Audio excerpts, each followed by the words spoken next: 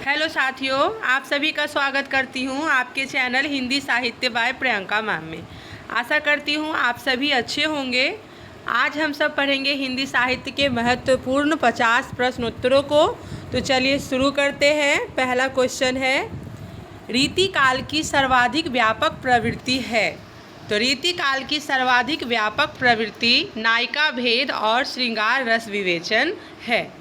दूसरा क्वेश्चन है, सुजान चरित के रचयिता हैं। तो सुजान चरित के रचयिता मधुसूदन जी हैं। अंग दर्पण किस कवि की रचना है? तो अंग दर्पण रसलीन जी की रचना है।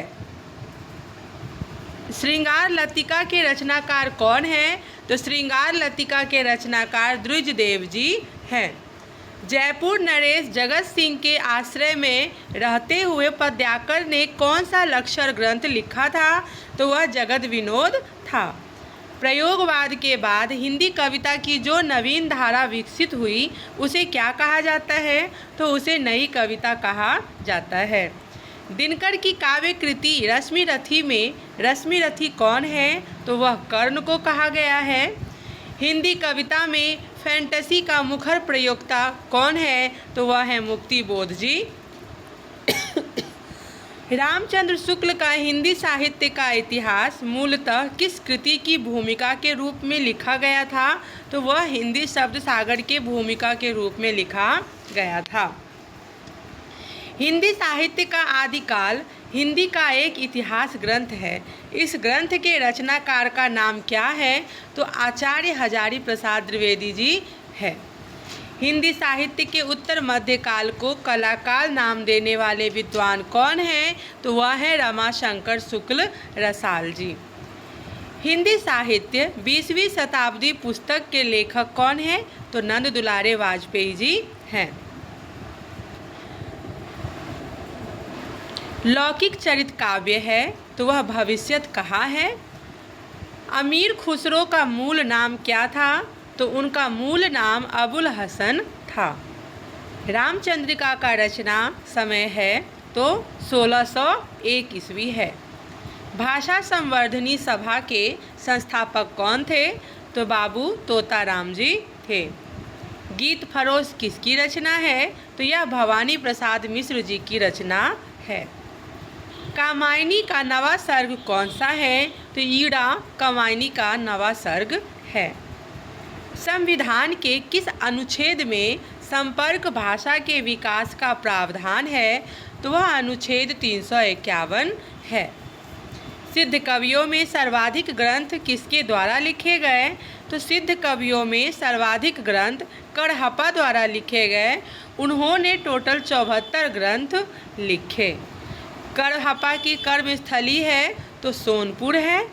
लुइपा की रचना लुइपा की रचना है लुइपाद गीतिका।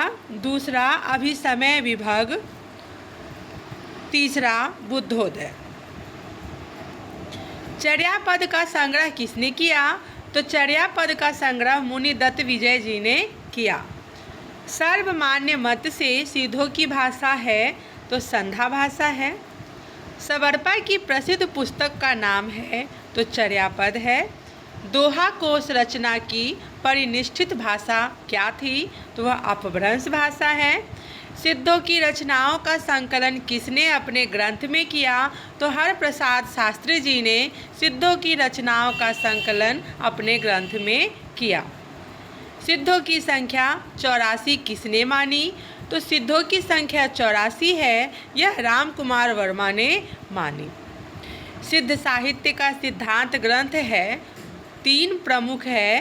पहला साधना समुच्चय, दूसरा आदि कर्म प्रदीप, तीसरा मंजूश्री कल्प। सिद्ध साहित्य को कितने भाग में बांटा? तो सिद्ध साहित्य को 2 भागों में बांटा गया। पहला हीनयान, दूसरा महायान। सागर पार का संसार किस विधा की रचना है? तो सागर पार का संसार यात्रा विधा की रचना है। प्रयोगवाद की सबसे बड़ी विशेषता क्या है? तो प्रयोगवाद की सबसे बड़ी विशेषता दर्शन से मुक्ति है। भारतीय संविधान की किस अनुसूची में भाषाओं का जिक्र किया गया है? तो 8वीं अनुसूची में भाषाओं का जिक्र किया गया है। सम्राट हर्षवर्धन के दरबारी कवि कौन थे? तो सम्राट हर्षवर्धन के दरबारी कवि बाणभट्ट थे। पद्यावत महाकाव्य कौन सी भाषा में लिखा है? तो यह अवधी भाषा में लिखा है। रसनिधि किस कवि का उपनाम है? तो रसनिधि पृथ्वी सिंह का उपनाम है। वर्तमान हिंदी का प्रचलित रूप कैसा है? तो वर्तमान हिंदी का प्रचलित रूप खड़ी बोली है। हिंदी साहित्य सम्मेलन प्रयाग की स्थापना कब हुई? तो यह 1910 में हुई। भारत में हिंदी का संवैधानिक स्वरूप है? तो भारत में हिंदी का संवैधानिक स्वरूप राजभाषा है। जाटू किस बोली का उपनाम है? तो जाटू बांगरू बोली का उपनाम है। हिंदी का पहला नाटक है? तो हिंदी का पहला नाटक नहुस है। कलम का जादूगर किसे कहा जाता है? तो कलम का जादूगर रामवृक्ष बेनीपुरी जी को कहा जाता है। प्रगतिवाद उपयोगितावाद का दूसरा नाम है, यह कथन किसका है? तो यह कथन रामविलास शर्मा जी का है। रामचरितमानस में कुल कितने कांड हैं? तो रामचरितमानस में कुल 7 कांड हैं। लोकनायक किसको कहा जाता है? तो लोकनायक तुलसीदास जी को कहा जाता है। इंद्रापति किसे कहा जाता है? तो इंद्रापति विष्णु जी को कहा जाता है। आशा करती हूँ आप सभी को यह वीडियो पसंद आई होगी। अगर वीडियो पसंद आई है तो वीडियो को लाइक, कमेंट और सब्सक्राइब करना ना भूलें। धन्यवाद।